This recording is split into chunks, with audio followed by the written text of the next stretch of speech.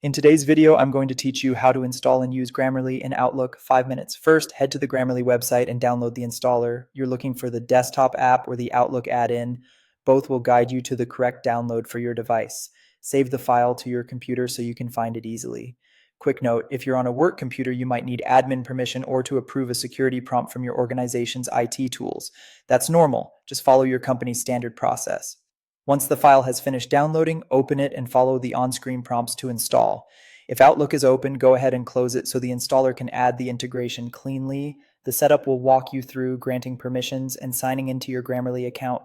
If you don't have one yet, you can create it during this flow. When the installer finishes, you'll see a confirmation that Grammarly is ready for use with Outlook. If you're prompted to restart Outlook, do that before moving on. Now, open Outlook and start a new email. This is where Grammarly really shines.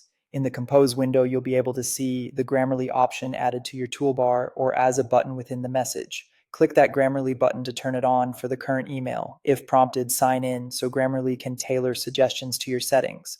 As you begin typing, Grammarly will highlight issues and suggestions directly in your draft. You'll typically see underlines in different colors for spelling, punctuation, grammar, and clarity.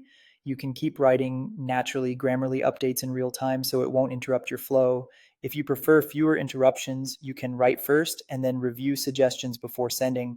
When you're ready to act on a suggestion, just click it. You'll see a short explanation of what's being fixed and an option to accept the change. If the suggestion doesn't fit your intent or your company's style, dismiss it to keep your original text. This control lets you fine-tune the balance between correctness and voice. For deeper insight, expand a suggestion to read the rationale. This is helpful for learning patterns you want to improve over time. Before you send, give the sidebar a quick scan to clear any remaining suggestions.